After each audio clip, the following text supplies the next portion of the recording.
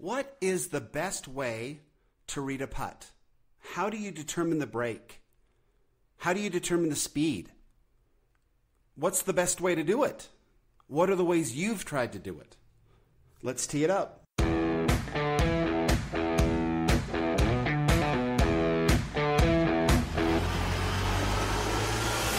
Welcome to Data Access Golf, your home for rapid golf improvement. And now, from the thin air of the Rocky Mountains, next on the number one tee, your host, Aaron Stewart. Hey everyone, thank you for joining us today at another episode of Data Access Golf, the podcast. Thank you for being here. It's an exciting week, right? PGA Tour, the PGA Tour merchandising show is going on in Orlando in that huge convention center. There's always so much cool technology and new equipment and clothing and everything coming out of there. It's Christmas time for us golfers, and it's kind of, I don't know, it always feels like golf is right around the corner when the merchandising show comes on, and you get to see all kind of the new stuff that's coming out and will be available to us right before we jump into our spring golf season. So really looking forward to it. We got a new fresh coat of snow around here, so that kind of has dampened things a little bit, but it's coming, right? Spring's coming. So I've had a lot of cool discussions recently on putting. It was in response to the podcast that I just put out a few days ago on 3 killer drills to help you work on your putting. And we basically focused on stroke, and then we had a drill for controlling your putter face, making sure that it's square at impact. And then we had a drill on to make sure that you're not moving during your putting stroke, which is much more of a problem to amateur golfers than we tend to talk about. Not a lot of folks are talking about moving during the putting stroke, but it's a big problem. So anyway, that's sort of started the discussion, and I've had a lot of cool back and forths with some of the listeners, and I appreciate it. It's totally fun to do that. I love going back and forth email with you. Anytime. That's great. Having a lot of fun with that. And again, it's dataaccessgolf@gmail.com if you have any questions and want to go back and forth. But yeah, I've talked a lot about these drills and had some good responses, had some questions. Podcast is not always the best way to talk about different drills, especially when I'm talking about where the golf balls are and all of that. So I get that. I'll try to do a better job in the future. I do have a really, really poor quality YouTube video that I have available. I'm just a little embarrassed to throw it up there, but I think I will. I had so many questions about it. It's probably worth throwing it up on our YouTube channel, Data Access Golf YouTube channel. You can go find copies of these podcasts there as well, and I try to get some content up there and some transcription to go along with that. So anyway, I'll do that. I'll get it up there. But one of the great questions that came out of this is somebody asked me how I read a putt. And I thought, you know what? I don't know if we've talked much about that. How do you read a putt? But it's definitely a big part of the game. And it's a funny part of the game because everybody seems to have their own way of doing it.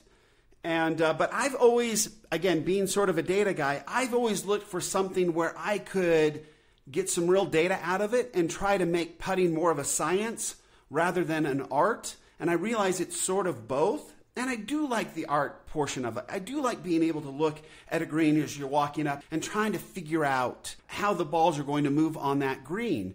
And you really should, if you want to be a good putter, you really should start paying attention to the green as far back as you can see the dang thing. Because you'll get a really good idea of the slope, just the natural slopes to that green as you're walking up to it. So along with that, you want to kind of consider, as a kid, my grandpa didn't let me go out on the golf course very often until I got a little bit older. I think we had to be 8, 10 years old, somewhere in there, before we were allowed on the golf course. And so that gave us a lot of time to sort of sit around and mess with chipping and putting and kind of getting into golf that way. That is, I believe that's the best way to get into golf. If you have a son or a daughter or just a young person who's trying to get in the game of golf, putting and chipping and just falling in love with that aspect of the game is a great way to go. I used to take my kids out and we would just have contest after contest. Who could get it closer? How many could you make out of 3? I mean, we just had such a great time, working on our games together out there. And we had there's a little putting green out in the middle of nowhere. at the home course here, and nobody was ever out there. It was just a lot of fun to be together. Usually my oldest would drive the golf cart in circles around the green, and then the two youngest and me would figure out how to putt and chip and do different things. So, but we had a great time doing it. So that's a great way to get into golf. But I always remember trying to teach them how to read the breaks and how difficult that was. And I never, ever had a very good explanation on how you could understand how it broke. And they were always fascinated with how I could tell something was breaking.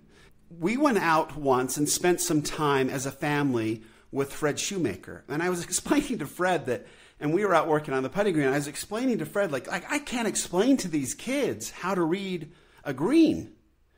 And so he tried a new way of describing it for them. And he asked them, and I thought it was brilliant, and I've used it a lot since, but he asked them to picture water bubbling out of the hole, just bubbling out of the hole, and which way would the water run when it came out of the hole?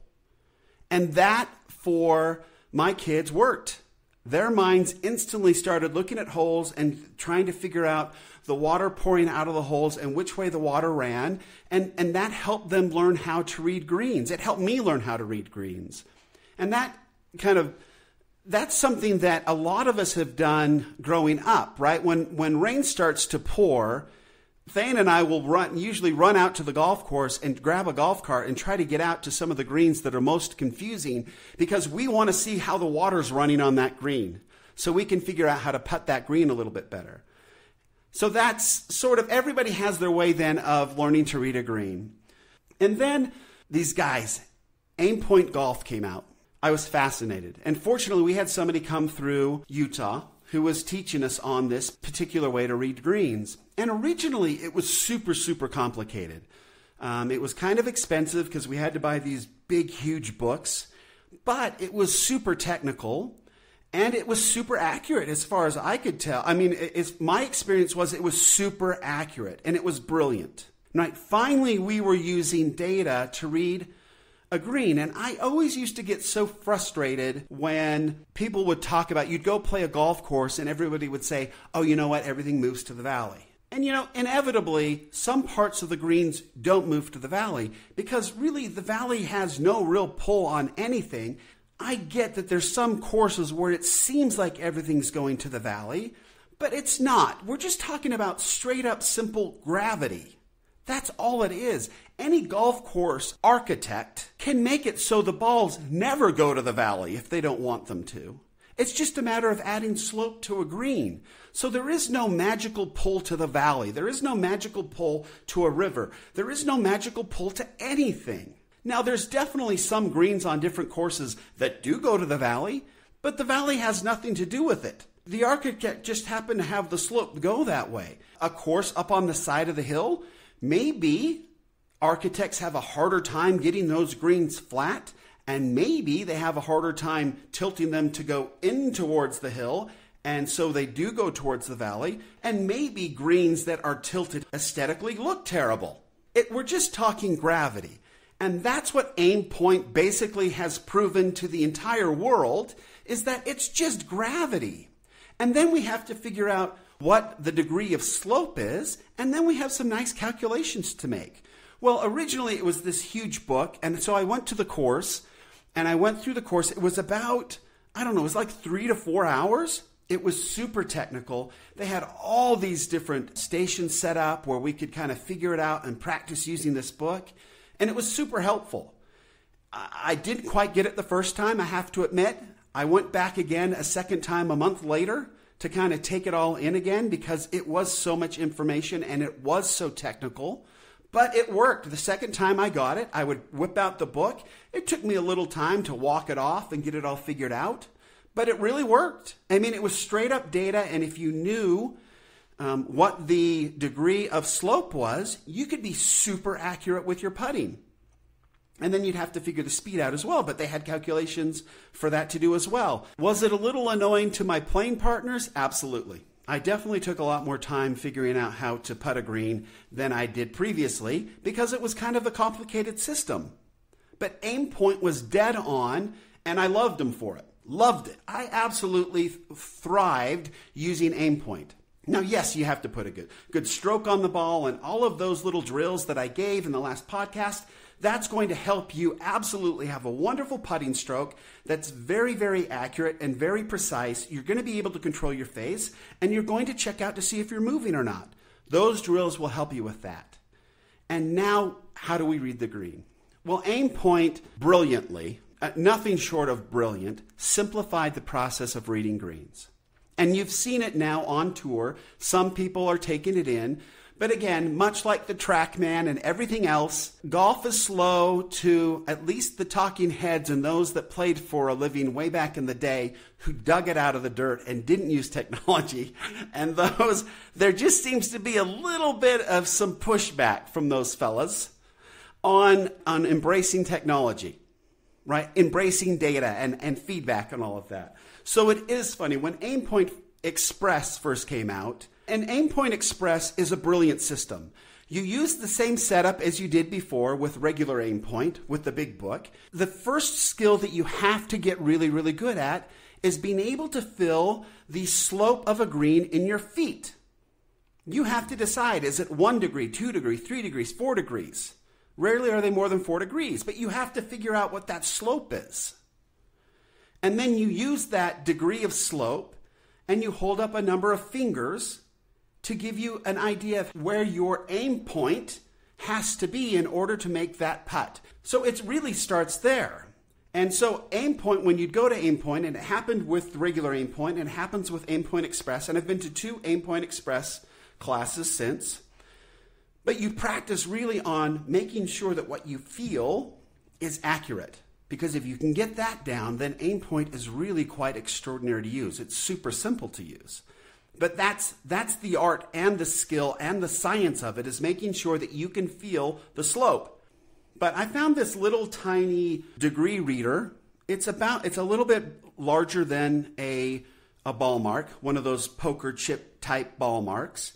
And it has a digital readout. Well, I found one of those online. I just did a Google search and found it. I'll do another one and throw it down in the podcast notes so you guys can go grab one yourself. I just took this thing and started walking it around, and when I had a putt, I'd step up behind it, kind of get a feel, and I'd drop it down and see if I was close or not.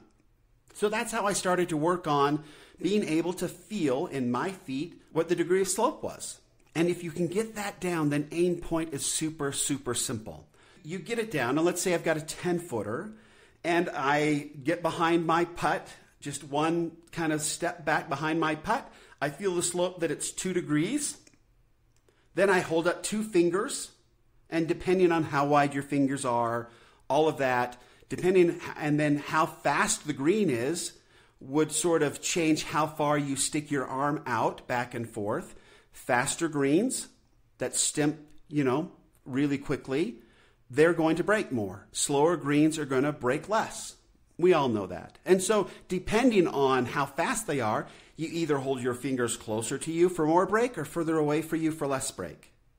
I've also, just as sort of a side note, if greens get faster than stimping at a 10, then I will actually just add an extra finger. That's easier for me. That works for me. It's been super accurate, and I can't always remember to stick my arm out, how far away I have to stick my hand.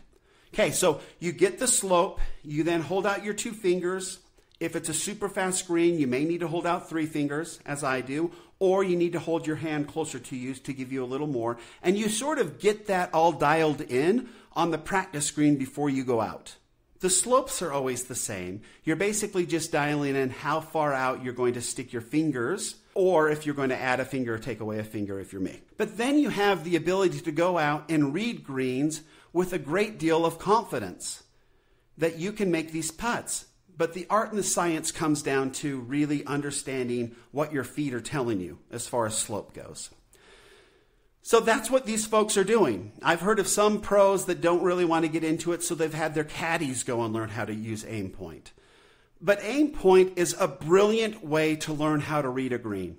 And if you don't want to use it out there was a time when holding up your fingers was maybe a little bit embarrassing, but I'm telling you, after you make 3 putts in a row, everybody asks you what you're doing and wants to figure out how to do it. And that's where it gets a little bit weird, because I think Aimpoint should be able to make all the money for coming up with this brilliance, but it is so simple to teach and help people to understand it. It's not so simple to learn how to read the slopes with your feet. But the system itself, Aimpoint Express, is a brilliant system to use data to read greens so you can make more putts. I just love it. I think it's fantastic. And anybody who has an opportunity to go attend one of these Aimpoint Express classes or clinics, do it. I mean, even if you choose not to use it, being able to walk, and there's a lot of people that putt this way. They talk about how they putt by feel. Well, whatever. But what most of these folks don't realize is that they are feeling the slope in their feet. They are feeling that slope. And then this feel that they're talking about is based on what they've already felt. And so then they're making a putt. That's all Aimpoint is. We've just basically formalized feel. We're still using feel, but now we're taking data out of it, and we're able to then hold up the number of fingers for the amount of slope there is, and have a very accurate data-based point where we can aim the golf ball and take a shot at it. And so let's say back to my example, I hold up 2 fingers next to the hole and I get a point out there, and then I basically just draw a straight line. I usually just hold up my putter and I'll have a straight line from between my ball and where that spot was out there, and then I'll pick a spot 2 to 3 inches in front of the ball and make sure that the ball goes right over that point. Which, if you go back to the drills that I was talking about, I keep talking about that point right in front of the golf ball. Well, I find that point using Aimpoint Express. That's how I read the breaks. And anyway, it's a brilliant method. So all of this is how golf is going. This is a perfect example of how golf is progressing. We went from trying to figure out how to read putts. We started believing a lot of the stories that they were moving towards the valley or water or whatever. And it's none of that. It's basic gravity, folks. That's just basic, simple science. It's gravity. It's pulling the same everywhere on Earth. And then we just have to make sure that we read the slopes and read the greens. There's a lot of different ways to do that. There are a number of different ways to visualize what the break is. The water bubbling out of the hole. I've heard of, thinking of water running away from the hole. Thinking of water being dumped on top of a green and seeing which way it goes to try to figure out what they are. But really the most accurate way is just to stand there and walk between you and the hole and feel it. Feel what that slope is. And then be able to associate some kind of a number to it, and then be able to hold up your fingers to figure out what your aim point is such a beautifully simple way to read a green. Anyway, so my hat's off to Aimpoint Express. I think that they are amazing. I think that they've helped us immensely, and they've basically fallen in with how golf is progressing. We are getting to a point where we are going to understand and through feedback be able to develop our games so much more quickly than we ever have been able to do so in the past. And Aimpoint is one of these groups that is leading, and this is unpaid. Right? I am not being sponsored by Aimpoint, but Aimpoint is one of these groups, visionary groups, that is using data to help us get much better at our golf game. And I absolutely applaud them for it. Thank you, Aimpoint. So if you have that opportunity, definitely take them up on it. Again, lots of cool stuff's going to be coming out from the merchandising show. I just happened to catch a few people talking about Aimpoint and that they finally understood it after, I don't know, these poor guys have been out for 10 years and there's really popular golf folks that are just barely getting to understand it, but they have been doing great work for a long time. So thanks for joining us today. Remember, better data always means better golf, and Aimpoint Express gives you better data. Thanks. Thanks for listening to Data Access Golf with Aaron Stewart. Check us out online at dataaccessgolf.com, and we'll see you on the next episode.